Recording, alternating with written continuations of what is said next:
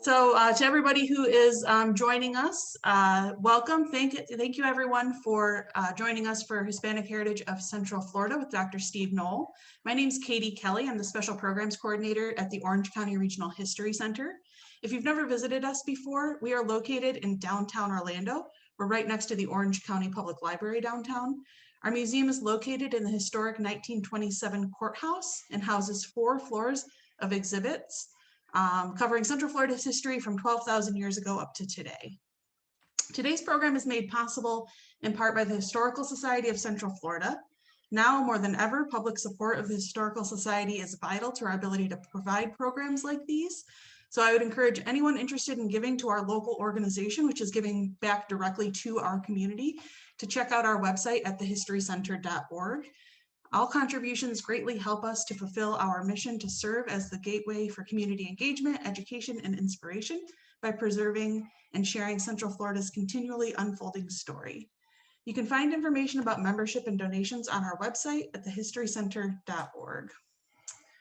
Today's presentation is being facilitated as a webinar, so that means that participants will not have access to their video or audio for the program, but we will definitely save some time at the end of the program for questions for Dr. Noll. So if you have any questions as he goes through things, please feel free to pop them in the chat at any point. I'm going to be on the back end sort of filtering through those and pulling them out, and so we'll address those at the end of the program. This program is the second installment of our Joseph L. Brechner Speaker Series for this year. The series theme for spring is Becoming Florida, as 2021 marks the bicentennial of Florida becoming a U.S. territory. Our Becoming Florida series will include a total of 6 speaker engagements, each of which will highlight some of the various peoples and cultures who have shaped Florida's early history up to and including its territorial period. The next installment will be held on March 28th, so that's just a couple Sundays from today at 2 p.m., just like this one is today. And for that program, we'll welcome Dr. Deborah Bauer to lead a discussion on Florida's brief but impactful British period. So definitely make sure to check out that program. It's a topic that we don't often see a lot of information about or a lot of content for, so it should be a really great thing for you to check out. All of the registration for any of our programming is on our events page on our website, so you can register for that one for free. All right, so now I'm proud to introduce today's presenter, Dr. Steve Noll. He's a master lecturer in the history department at the University of Florida, where he received his Ph.D. in 1991. He taught special education in public schools of Alachua County for 28 years before moving full-time to the university in 2004.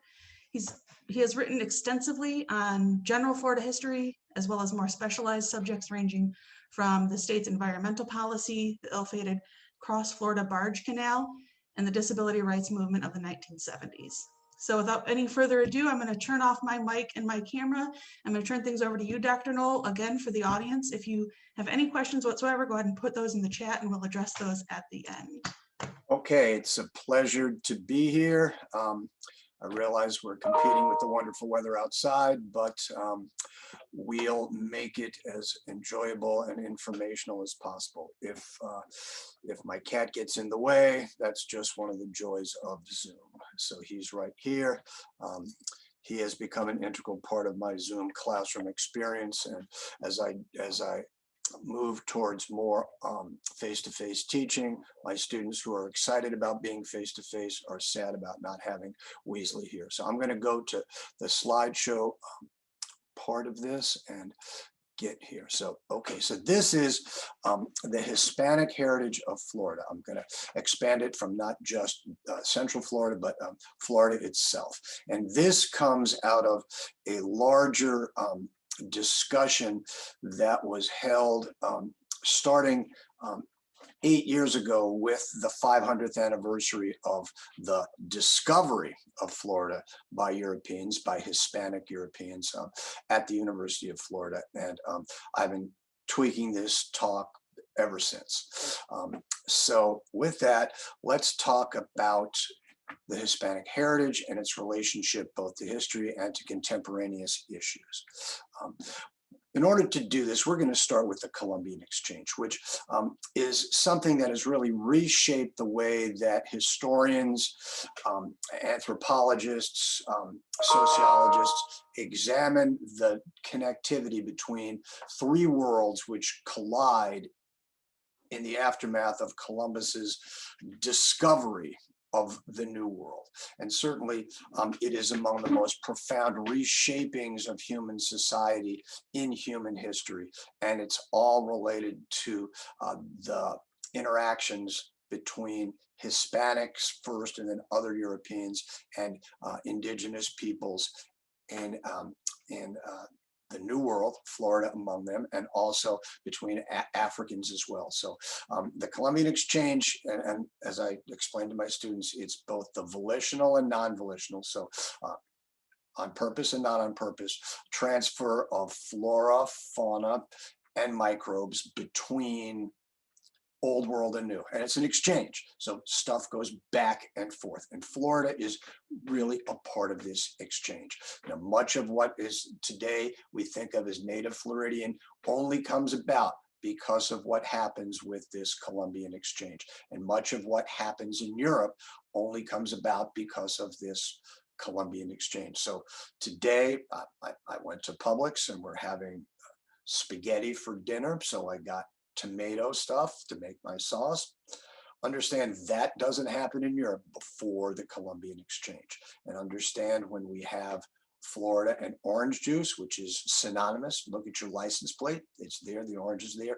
That doesn't happen until the Spanish come here. So the Columbian Exchange is remarkable in its ability to kind of explain what happens when these worlds collide and how much change takes place. And maybe the most important and devastating change is the transfer of microbes from the old world to the new, which leads to the destruction of much of indigenous culture throughout both North and South America and the Caribbean, and especially in Florida as well. So when we talk about the destruction of Native American peoples, at some level, it's as much about microbes, which we certainly know about during this past year. So with that as the background, let's look at this guy, Ponce de Leon. Juan Ponce de Leon, a Spanish conquistador, governor of Puerto Rico, and in 1513, for a variety of reasons, both positive and negative, he decides to move towards another place to explore under the auspices of the Spanish king. And he's going to explore this place that he will encounter in the spring season in April of 1513, and he names this Pascua la Florida, or Easter flowers. And Ponce de Leon's discovery, which is much more of an encounter, is this first connection between Hispanic influence and the state that we now call La Florida. And Ponce starts out from Puerto Rico and ends up on the east coast of Florida. Where he lands, we'll talk about in a second. We're not sure, but the assumption is it's maybe somewhere between Ponte Vedra Beach, north of St. Augustine, to the Treasure Coast area of Stewart. He travels all along the East Coast. He ends up going around the peninsula of Florida, encounters Native American Calusa in rather violent exchange there on the West Coast, and leaves maybe about 2 months later and ends up in Cuba. So his voyage, which may or may not have been associated with the Fountain of Youth, basically is the first European encounter with this peninsula. Europeans had been here before, but they never made the connections that Ponce de Leon has, particularly writing this stuff down. So, we're not sure where he lands. So all along the east coast of Florida, there are kiosks and historical markers that tell us possible landing, and all these places have this this assumption that this is the first place where Europeans encountered the place that we now call Florida. And in the lower left-hand corner, you can see a reenactment of Ponce, supposedly with the flag of Spain, planting it somewhere on the Florida Peninsula. And here we have two statues of Ponce in places assumedly where he landed. On the left, this is a postcard from the 1930s of St. Augustine, which is very much associated with Ponce de Leon. On the right, we have a picture of his statue from the 1950s of his stopping in Miami. So, he comes first maybe to St. Augustine, maybe to Miami. Here's two more. The one on the left with the cross, that is from Melbourne Beach. The one on the right, that is from Ponte Vedra Beach. And understand that these monuments in the past, maybe year and a half, many of them have been desecrated with the assumptions about Europeans and their destruction of Native American populations. So just like Columbus is becoming a controversial character, Ponce is as well. But these statues tell us we're not sure, right? And he leaves in 1513 and goes back to Puerto Rico and begins to make plans to move a larger colonial enterprise to Florida in 1521. He goes to the southwest coast of Florida, around the area that today is between Fort Myers and Everglades City, encounters a very warlike, Calusa Native American population who vociferously resist this attempted colonization effort. He is shot with a poisoned arrow and dies on his return back to Cuba, and he's now buried in the basilica in the large cathedral in San Juan in Puerto Rico. So, this vision is non-successful, but Spanish people, Spanish conquistadors are excited about the possibility of gold in this area of La Florida. And understand, when we talk about the Spanish influence of La Florida, Florida border is all the way up to where today is Charleston, South Carolina. So all this area is claimed by the King and Queen of Spain. So in 1539, Hernando De Soto lands in an area supposedly near Manatee County, just south of Tampa Bay. And again, there is a National Historic Site. We're not sure, again, whether that's there, but it's actually a pretty interesting exhibit. And he travels through much of this land that will be La Florida. With a large retinue of fellow conquistadors, and we'll talk about what else he brings with him. And you can see on the map here just what he discovers, explores. Okay, through much of, basically goes along I-75, then goes along I-10, and then travels through Georgia, South Carolina, North Carolina, Alabama, and Mississippi. Becomes supposedly the first European to see the Mississippi River. He's killed there, okay? And the Desoto Expedition takes 4 years. And with it, he leaves an imprint on the state, what will be the state of Florida. And among the first imprints he leaves are something that we all hate: wild hogs. Wild hogs are not indigenous to Florida. They are not native of Florida. And wild hogs are introduced to the state, to the region, by De Soto's expedition. They are a wonderful way for them to have food as they travel. They can walk along with the Spanish conquistadors on horseback, and they can easily kill them, eat them. They don't have to be fed. They can eat along there. And as they walk along, some of them escape, and they provide the basis for the huge numbers of wild hogs that exist in the state of Florida today. So when your lawn is ripped up, you can thank that wonderful Spanish experience from that. So with De Soto, we have this agricultural impact, and this is from 500 years in the making, 1513. This was from 2013. And much of Florida's agricultural base, and understand when we think of Florida, we think of tourism, we think of the beach, but Florida's second largest industry is agriculture, and agriculture starts with the Hispanic influence. And the first of these is citrus. Citrus trees brought to Florida by Spanish explorers and settlers, Spanish missionaries and military people. There's discussions in letters of plants, citrus trees planted in St. Augustine in the 1580s, right after Spain's first major colonization effort. So much of interior Florida into the 1980s is citrus, and that is, again, related to the Spanish experience. And when we talk about citrus, we talk about a Florida that at some level is disappearing. The Florida Citrus Tower, built in the 1950s along US 27 in interior Lake County. You took an elevator to the top and you saw acres and acres and miles of citrus trees. Now you can't see any, okay? They've all been replaced by what? By tract development associated with the sprawl of Orlando northwards towards Claremont. For a variety of reasons, citrus is disappearing, citrus canker, and then citrus greening. Disney making land more valuable as development rather than as trees, and the competition from Brazil and the great freezes of the 1980s, citrus kind of going away, okay? But you can see, without the Spanish bringing this here, this would not be associated with Florida. And certainly, if you're as old as I am, I mean, you remember all those television commercials.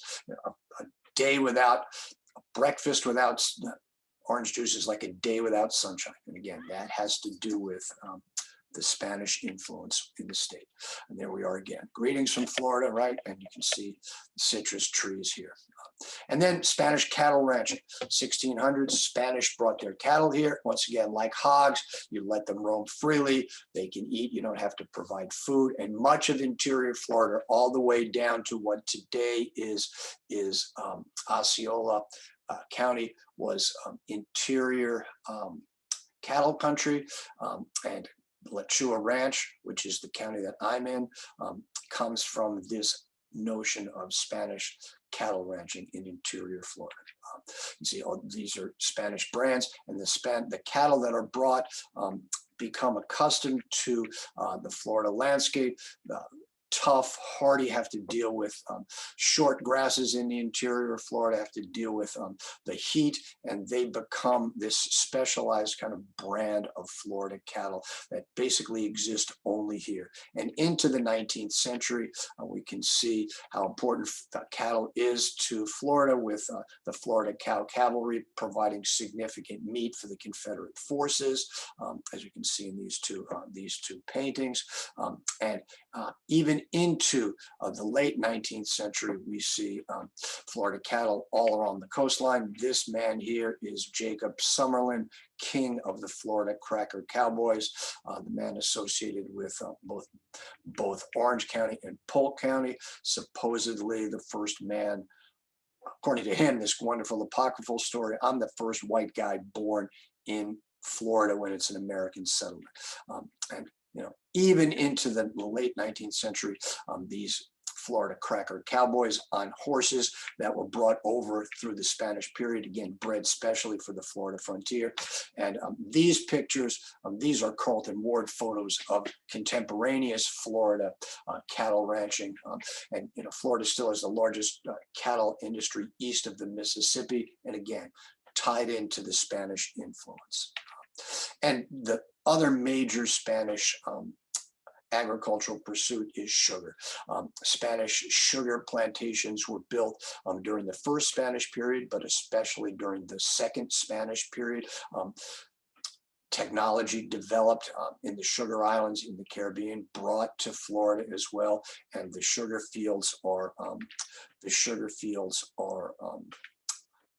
maintained by African-American enslaved individuals.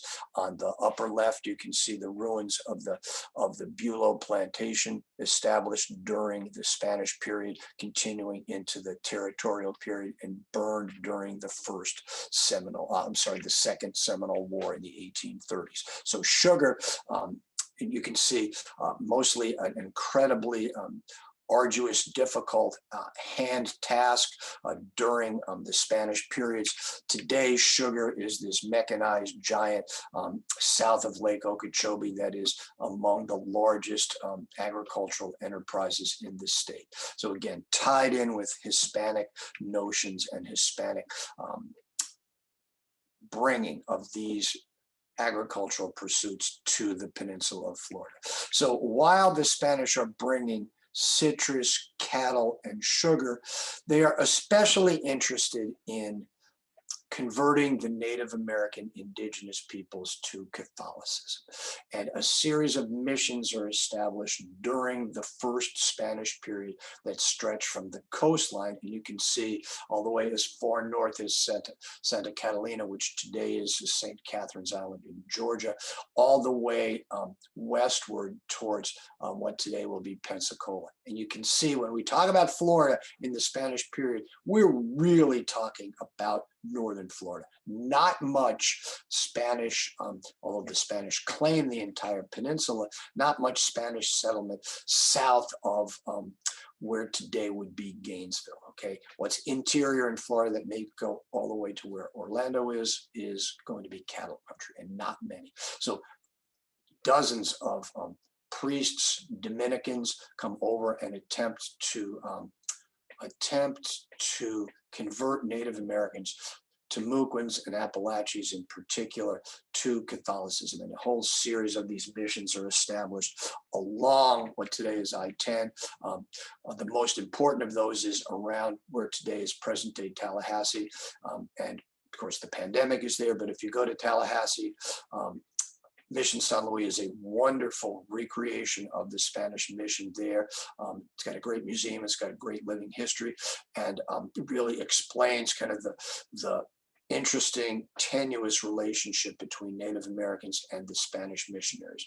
The mission system breaks down in 1704 as the British raid down into Florida and burn these missions, and much of the Spanish territory retreats back into the main Spanish city, which is St. Augustine. I mean, St. Augustine is the site of the Spanish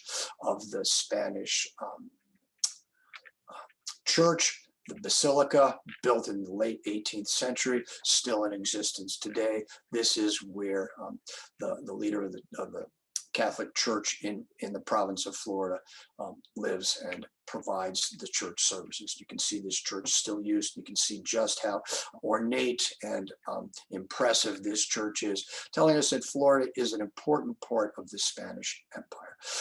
But it's only important because of its assumptions about religion, but also as a military base. So Florida is basically designed for religion and the military. Why the military? Because Florida is a place in which we can protect the treasure fleets which travel northwards along the coast of Florida and then westward with the prevailing currents. And so Florida is a protector for those treasure fleets. So Florida, not a place in which significant gold or silver is gotten from. Those are gotten from Central and South America. And those fleets travel along the coastline and are protected by this imposing fortress of the Castillo de San Marcos, built in the late 17th century after the British burned the wooden fort that was there. So Florida is established as an official place in the colony in the late 1500s. And it takes 100 years to build this imposing fortress, which is still there again today. A national monument, you can go there. Many of you probably have been there. Great place to bring your kids. School children still go there. The interesting thing about this fort, it's only part of larger fortifications that the Spanish build to protect their treasure fleets and to protect this colony from English encroachment.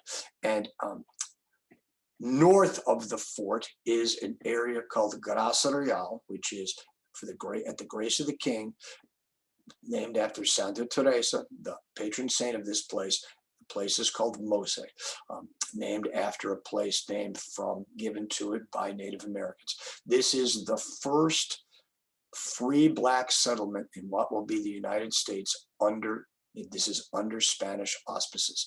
So even though there is slavery within the Spanish society, and significant portions of the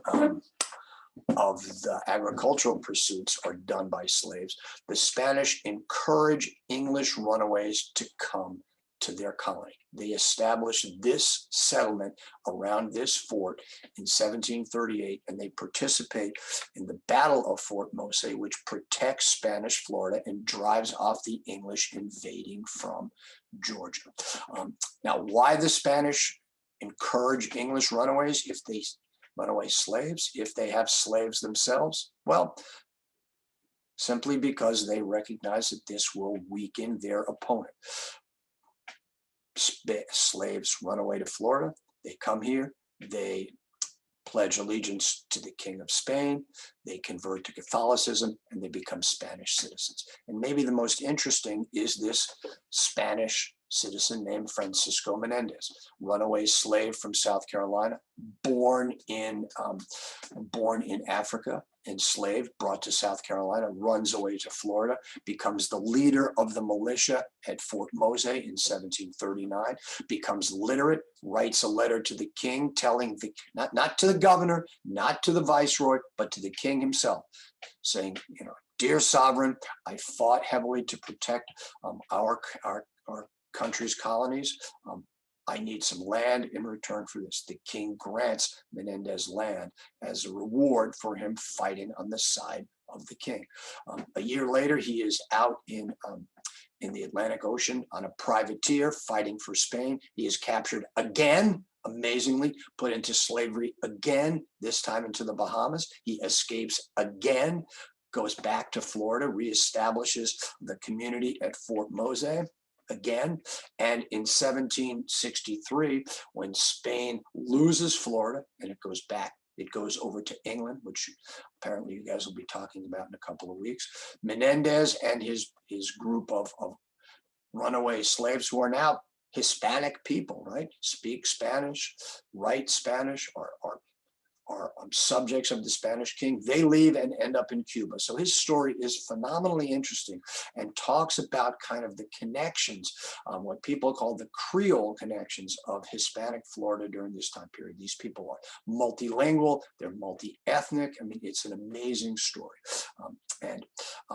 With this Spanish period, encouraging people from Spain to come to America, we can give them huge grants of land. So among the largest grant of land is in interior Florida called the Ariadondo Grant, given to the Ariadondo family, which is associated today with north central Florida. This is a picture of the Ariadondo Grant in the 1880s. You can see the railroad through there, but still the Spanish influence. On the Ariadondo Grant, when everybody's house, when you buy your house, you have to have a huge thing that tells where this land comes from, everything else. So our land, and just about everybody else in Gainesville, originates with the Ariadondo Grant.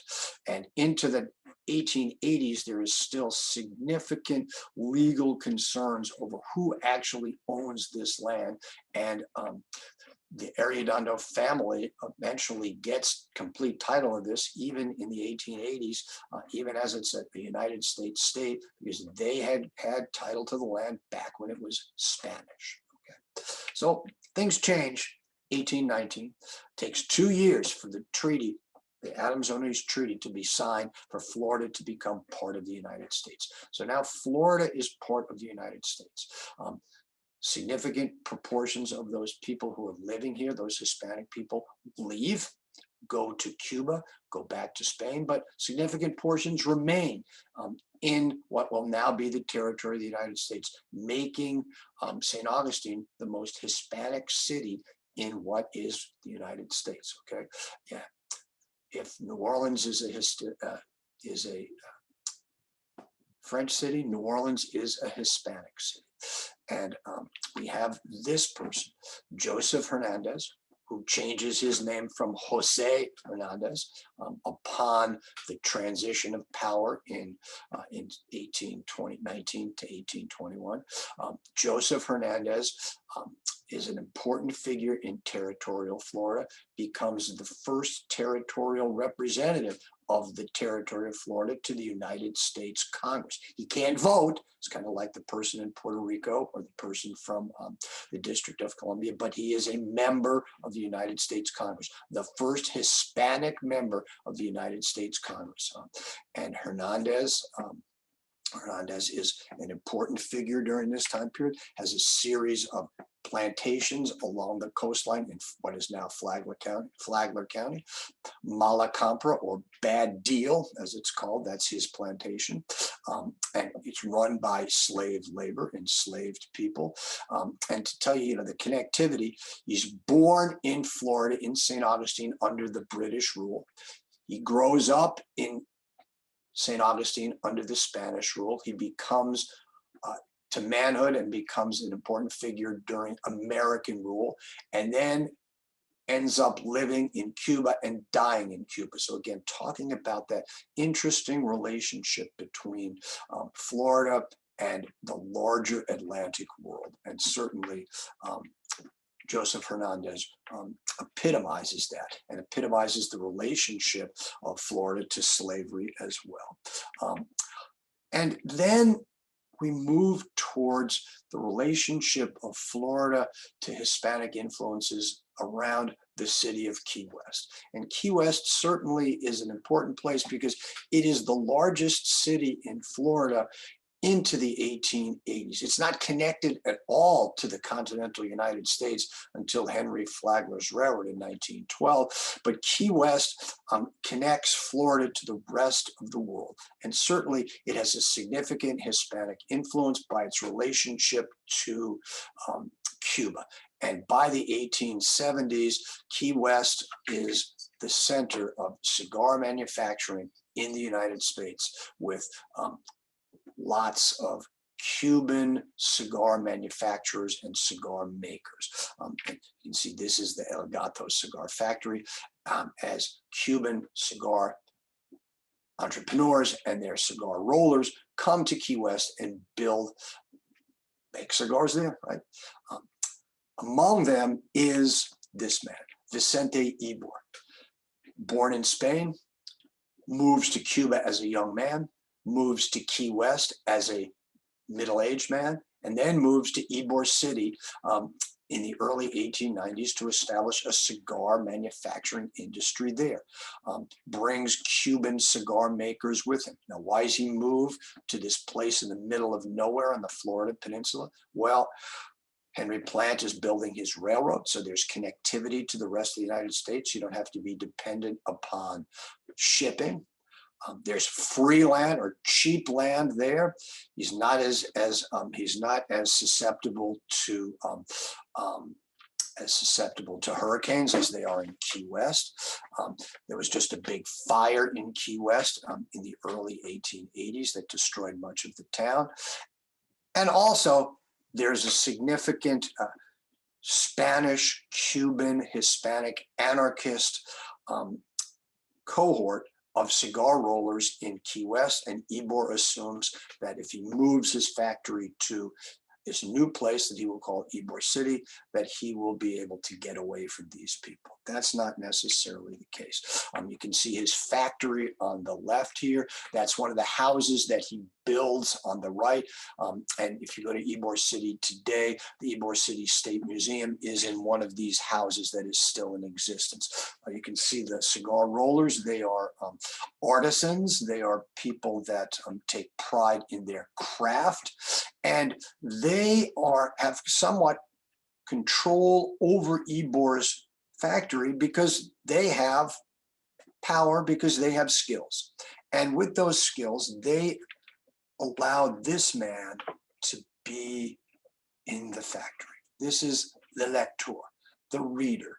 And when you talk about Hispanic culture in Florida, this is one of the most important parts of Hispanic culture. A person who is hired by the workers to read to them as they make their cigars. And what does he read? Newspapers. What kind of newspapers? Socialist newspapers. What's he read? He reads in Spanish. He reads in English. Sometimes he may even read in Italian. So these are multilingual people. He also reads novels. What kinds of novels? He reads Cervantes, right? He reads Victor Hugo, kind of novels about social justice. And it's not until the 1930s with the mechanization of these factories that the lector is finally removed. And with the development of Ybor City as an enclave for Cubans and Hispanics, we see the development of mutual aid, mutual benefit societies built around places where people come from. This is the Centro Asturiano building in Ybor City, still there today, designed for people who come from the Asturia region of Spain. So what do there? They have lunches there, they have dinners there, they have dances there, they have lectures there. These people provide support. You hurt your arm in the factory, they will help you out till you get back on your feet. Your wife dies, they will provide burial support. You get sick, they've got factories, they've got hospitals. So there's no safety net. These mutual aid societies, based upon where you're from, provide that support. And they are still there today, dying, but the buildings are still there amazingly. This is the Cuban Club in Ybor City. And to tell us just how differentiated, there are two Cuban clubs. There's the Afro-Cuban Club for darker skinned Cubans. There is the Cuban Club for lighter skinned Cubans. And again, if you're a Cuban cigar maker, this is where you go for your entertainment. This is where you go for your support. If you're an Asturian, this is where you go.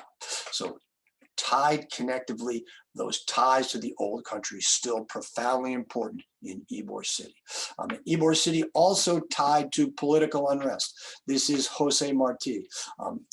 In this picture on the left-hand side, Marti is here on the steps of Mr. Ybor's factory talking about connectivity to Cuba. Marti is a Cuban refugee leaving after the failed Cuban 10-year war in which Cubans attempt to achieve their independence from Spain.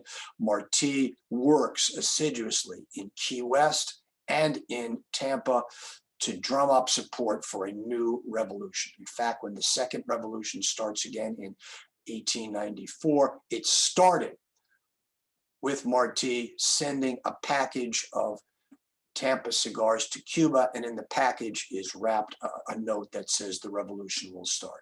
Marti returns to Cuba and is killed in the next year. But the connectivity between the Spanish influence in Ybor City and the revolution in Cuba is amazing. Tied especially to the Tampa Bay Hotel, built by Henry Plant as his railroad reaches Tampa. It'll be in the foreground, you can see in the picture, you can see the American generals when the Spanish-American Cuban War takes place. The strategy is planned on the veranda of this building. And Henry Plant builds this thing certainly with the Spanish influence in mind. It looks like some building out of Spain rather than out of Florida, and ties again Florida now to this notion of it as an American Mediterranean, as an American Spain, as it were. And certainly we see the connectivity here. Tampa, the leading place for American troops to go to Cuba to fight with the Cubans to defeat the Spanish. Not Miami, okay? Miami just started only 2 years before. Not Key West, because it's not connected to the mainland, but Tampa, and associated certainly with Ybor City.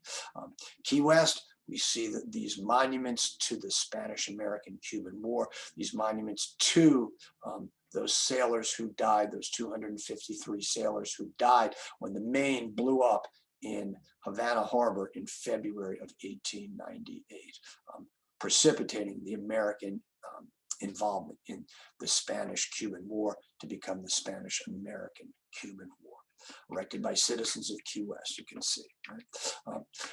And when Henry Flagler builds his railroad down the East Coast, which is assumedly among the most important events in Florida history, opening up the entire East Coast, connecting it, building the cities of Palm Beach, Fort Lauderdale, and Miami, right? This is how he builds in this Spanish architectural framework. Flagler, not Hispanic, but certainly his architecture is Hispanic, and certainly allows Americans to connect Florida to the Hispanic influence. And this today is Flagler College, right? And you know, this again, this building looks like something out of Seville, right? Out of Spain. And with this, we see this change in Florida architecture from the cracker architecture associated with Marjorie King and Rawlings to the Spanish architecture associated with Boca Raton, West Palm Beach, and this architect, Addison Meisner, who does more than anybody else to reshape Florida architecture in the style of the Spanish influence, that roof tile that you can see, and certainly made more important by, in 1939, the Florida World's Fair exhibit. In 1934, the World's Fair in Chicago. Florida's building is like a beach building.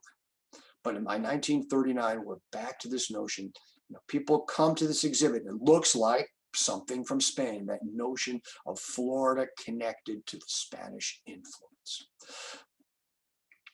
And so we changed dramatically by the 1960s as Florida has become less and less associated with Hispanic influence between the 1930s with that Spanish architecture. In the 1960s, we see this unbelievable growth in Florida and associated with migration from New York, migration from Michigan, the state growing. But in the 1960s, we see a reemergence of Hispanic culture, of Hispanic influence with the Cuban Revolution. And thousands of Cubans migrate across the Straits of Florida to Miami, profoundly reshaping the state and returning it to where it was before the Americans took over in 1821. You can see large numbers of Cuban waves. That first wave right after, significant numbers of middle and upper class Cubans flee the island, upwards of 200,000 flee. And we have waves again. We have the freedom flights, more middle class. We have the Mariel boat lift in the 1980s, much more lower class Cubans. And this is continuing and has reshaped South Florida and has reshaped the state dramatically during the last third of the 20th century and into today. And you know, you can see this is really interesting. This building built on the in the 1920s during the Florida land boom. As the home of the Miami Times, the competitor to the Miami Herald, right? Based on the Seville Tower, the Giralda Tower in Seville, on the cathedral, one of the towers built exactly as a replica of it. The building becomes pretty much moribund by the 1950s, right? Downtown Miami, it will become the Ellis Island of the Cuban migration, as it becomes the entry place where Cubans are processed to become that transition from Cubans to Cuban Americans to Americans. It's recently been renovated. It's now owned jointly by FIU and Miami-Dade College. And you can see, again, looking exactly like places in Seville. So an amazing place. And again, if you're a Cuban and a Cuban American, this place is your Ellis Island. And by the mid-1960s, Castro is allowing thousands of Cubans to come on freedom flights per year to come to Miami and reshape Miami into the area that it is today. And not only adult Cubans are coming. There you can see the freedom flights, people being processed. Pan American Airways mostly associated with this from the American side. But we not only see the Cuban freedom flights, which And just boom, overnight, Castro says enough in 1971. Okay, but we see Operation Peter Pan, otherwise known as Operation Pedro Pan, in which upwards of 14,000 unaccompanied Cuban minors are brought to the United States.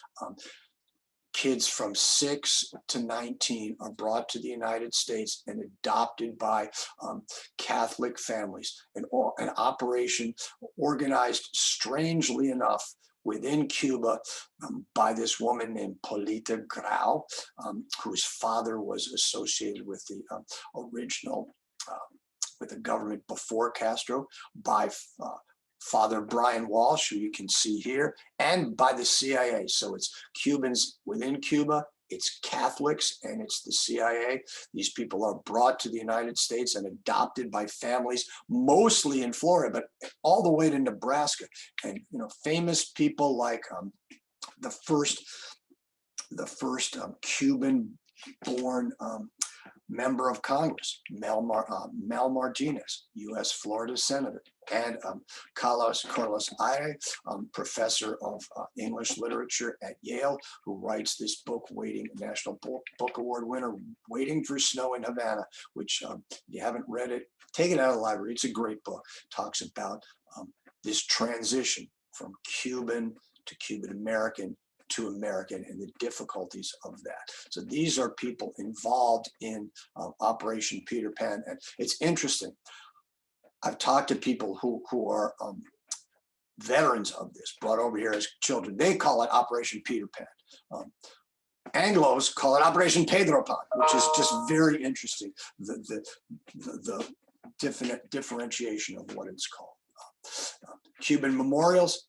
This is the Martin Memorial in both of in downtown Miami, and the memorial to the island of Cuba. Getting the connections between Cuba and Florida, making them as much a part of this Caribbean world as they are of the American world, and assumedly making making Miami the capital of Latin America. And this is the Bay of Pigs Memorial in Miami to those Cuban Americans who in 1961 went back to fight to overthrow Castro. The rebellion was crushed. These people were captured. And the assumption was that the president at this point, John F. Kennedy, Democrat, just in office for a couple months, did not do enough to support the Cubans and the CIA, which was involved in this operation, and certainly tying the Cuban American community in South Florida still to this day directly to the Republican Party. And the Bay of Pigs Memorial, very important still today to those Cuban Americans that assume that they are going to be going back, but probably know that they are not. By 1980, a whole different cadre of Cubans, the Marielitos, come from May and April to October of 1980, 100,000 people. Castro empties his jails, empties his insane asylums, lets go a whole bunch of lower class Cubans. At some point, the Cuban regime is tottering. This for Castro will help them get rid of these people that are ostensibly drains on the system. Causing, here we are, see more Marielitos, causing significant strains on the social welfare systems of South Florida. And the assumption that these are people who will be criminals, who will be imprisoned or placed into institutions for those people who cannot function within American society. However, long-term longitudinal sociological studies have shown that these people have adjusted very well to American life and are integrated rather fully within America. So 8th Street has been turned into Calle Ocho in Miami. And the assumptions of Anglos that these people are not integrating into America. When my parents came to Ellis Island, they immediately dropped Polish, dropped Lithuanian, dropped Hungarian, and became Americans. Not necessarily true. The Cuban Americans have integrated pretty fully into American life, especially as their second and third generations become associated with larger trends within Florida. You know, they're going to UF, they're going to UCF, they're moving away from the controlling influences of Calle Ocho. And we get people like, there's Mel Martinez again, there's Marco Rubio, generations of Cuban Americans becoming integrated fully into American life, particularly the American political system. And then there are other Hispanic Americans existing within Florida, particularly those people south of Lake Okeechobee, who are those individuals who grow our crops, harvest our winter vegetables, make food available for our tables. Not necessarily Cubans, not necessarily Puerto Ricans, coming from other places in Latin America, but Hispanics nonetheless, particularly associated, here they are, in places like Immokalee. See, this is Immokalee, which is in Lee County, and Collier, which is in Collier County. You can see the Hispanic notion of this place, and it's not Cuban, okay? It's not Puerto Rican. It's people from Central and South America, Mexicans and Guatemalans, Hondurans, Salvadorans, people coming to America for the same reason that everybody's come here, for a better life.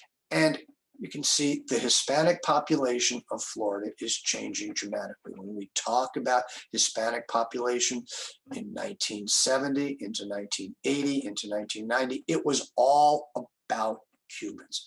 That is changing, and it was all about Dade County. You can see Hispanic populations increasing dramatically throughout Peninsula and Panhandle, Florida. Cubans centered in Dade County, but a much larger percentage of other forms of Hispanics throughout the rest of the state. You can see by the early part of this century, significant proportions of the Florida population born outside the state, born outside the nation, the vast majority from Latin America and the Caribbean, and almost 9% from Mexico. So almost 75% of those born outside the state are Hispanic in nature. And we can see that the demographics are changing, particularly with the influx of Puerto Ricans that are coming to areas not associated with South Florida, but coming to Central Florida, coming to Orange County, coming to Osceola County, coming to Seminole County. You can see the percentage of Cubans dropping dramatically, and it's even less, right? 43% of Hispanic ancestry in 1990. By 2007, this is the last one that I have this, it's 30%, it's probably less now. You can see Puerto Rican increasingly, it's almost up to a quarter now of Puerto Ricans as the demographics change. You can see where they are, not just in South Florida, but particularly in the I-4 corridor of Central Florida. You can see just the change in Hispanic population in Jacksonville too, and along the Panhandle. Why is that? Farm workers.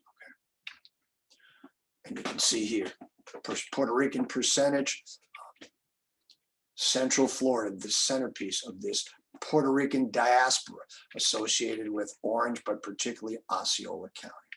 And by 2013, we've got a administration office in Kissimmee in Osceola County associated with Puerto Rico. And again, people think these are foreigners. Understand, Puerto Ricans are American citizens. Okay, so I think that's really important to understand. They come here from another part of America where they can't vote in elections, but they're still American citizens. They can serve in the Army, for instance. They can die in the Army, but they can't vote. When they move to Florida, however, they can. And certainly Latinos, you can see 24% of Floridians in 2015 were of Hispanic background. So significant, tied in with those other places associated along the border, Texas, New Mexico, Arizona, California. And Even more so, we can see voting trends, right?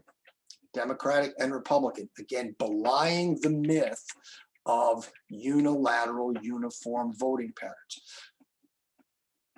Belying the myth that Cuban Americans are all Republicans, that Puerto Rican Americans, particularly in Central Florida, are all Democrats. And certainly that changes again in 2017 with Hurricane Maria, which devastates the island of Puerto Rico.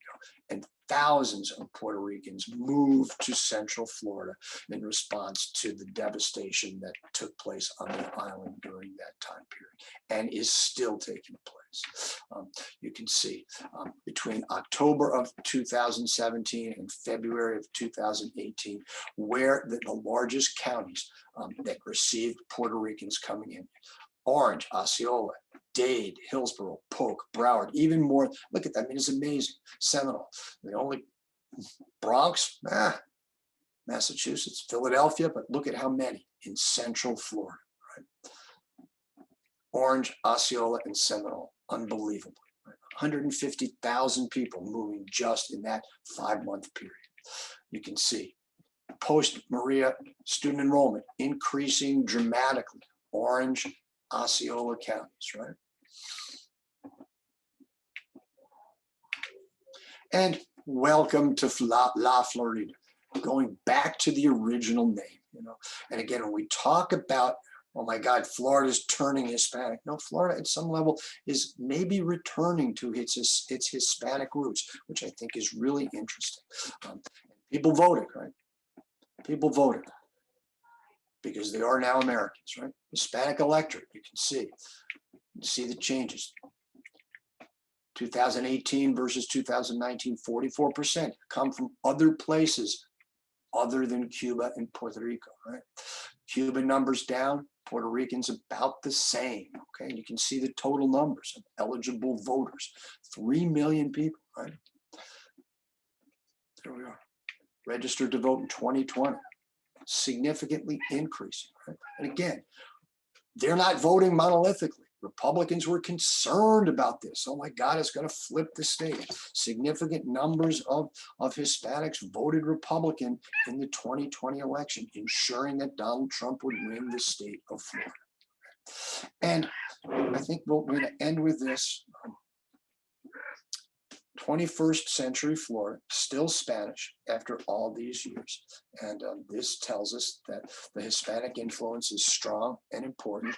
And, you know, we've got our own heroes, made great pictures. You know, there's Simon Bolivar and Abraham Lincoln. So this connectivity, profoundly interesting and important. So thank you. And I will stop and get some questions. Yeah, so we did receive a few interesting questions. You can hear me, right? Oh, yes, I can. Okay, perfect. So first, I mean, just sort of speaking to the Spanish cultural influence, why do we have any sense why Flagler and Plant, when they were developing Central Florida, or not Central Florida, Florida, in the last part of the 19th century, why did they choose to highlight the Spanish influence in architecture and things like that? I think it's a really interesting question, because I think because they wanted to make Florida unique, special, interesting, and tied to that Mediterranean, you know, because lots of things, Florida, America's Mediterranean. And so, you know, this is that notion. And that whole, and tying it to, Flagler certainly falls in love with St. Augustine, and is going to build that large hotel based upon that Mediterranean influence, but not Italian or Greek, but Hispanic, because of the connectivity to St. Augustine and his notion. You know, he loves the cathedral, but he builds his own Protestant church, but he loves the dynamics of the cathedral as a Hispanic influence. And so, Rick, hi Rick, how are you? Speak more about slavery and free blacks during the Spanish period. Yes, I think that's one of the really interesting discussions about the Spanish influence in the state of Florida is Spanish slavery versus English slavery. Spanish slavery allows for slaves to become possibly free using the influence of the Christian religion. That doesn't mean that these people are not overworked, bought and sold as human chattel, but it does mean that there are opportunities within Spanish slavery that allow slaves to have possibilities. Certainly there are possibilities within English slavery too. And one of the more important things about English slavery, interesting things, is that people manage to get free. But in Spanish slavery, it is much more opportunistic for people to get free. Spanish slaves can be baptized, and the assumptions about, when they're baptized, they have to have a godfather, right? And the godfather takes care of these. But now when you take care, that within that Catholic Church today, godfather is just kind of an honorific term, right? But this time, this is something that's taken seriously. You have to look out for that person. So there's that opportunity for sure. And certainly the other thing is that the Spanish are incorporating free blacks from English territory to come down here as a matter of protection for Spanish communities, as a matter of weakening the British. So these Spanish slaves interact with free blacks who are escaped slaves from the British community. And so there's that notion, if there's this community of free blacks, slaves within Spanish society are going to have more opportunities.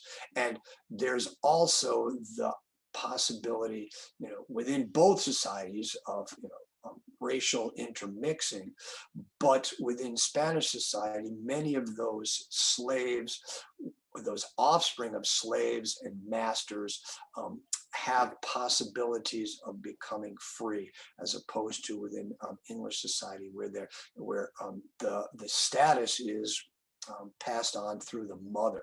And so, you may have a slave who's your child, but they're still going to be your slave. Whereas in Spanish society, the possibility of freedom is much more there. And again, there's upsurge in Spanish language. Florida only, I think certainly within Florida, more so because there's a larger percentage of Hispanics here.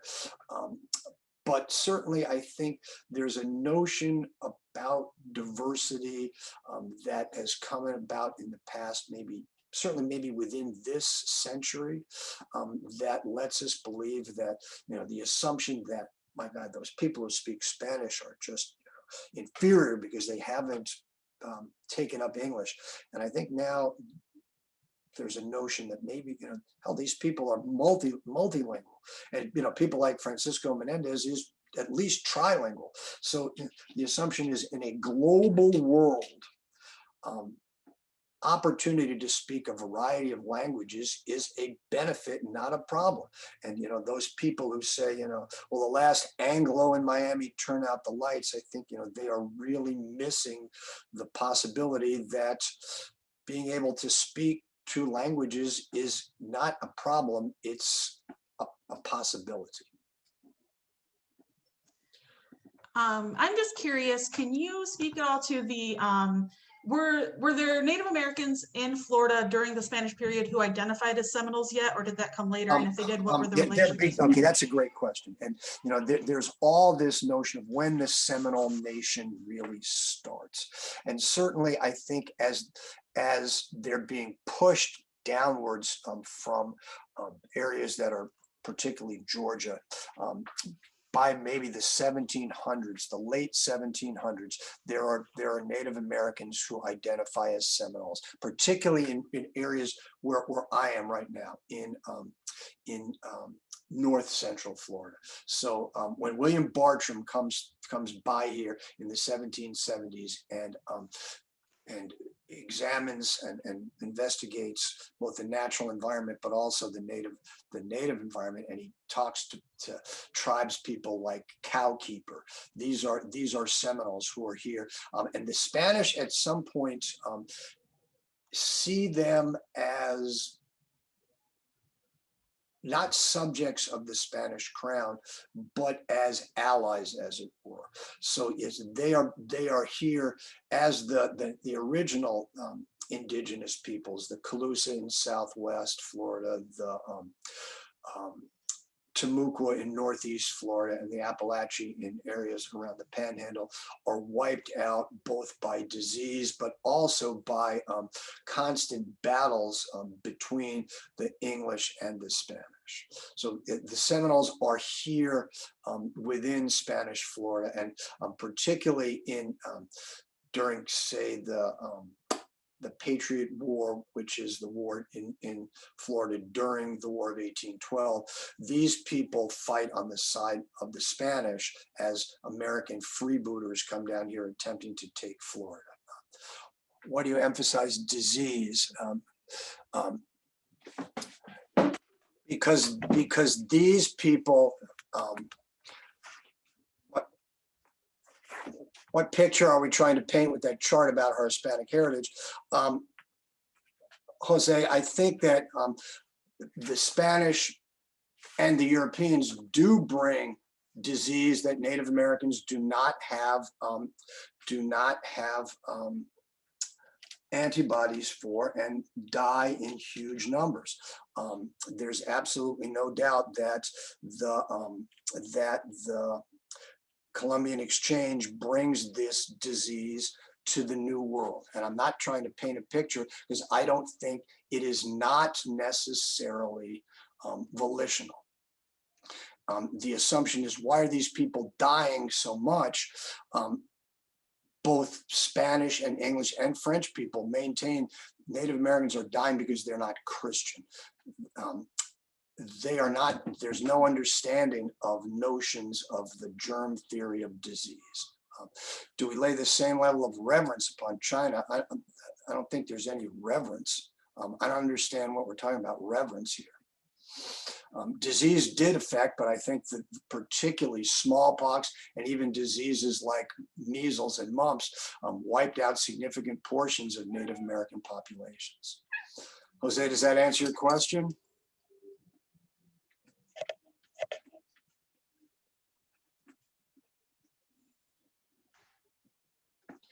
Good. You know, it's a, and certainly I think that our visions of what happened is going to be colored historically by what's happening today. Ideas about transmission of disease globally will be reshaped by what's happening today. And I think that your question is really important, that a global world, and we talk about a global world, this is a global world today.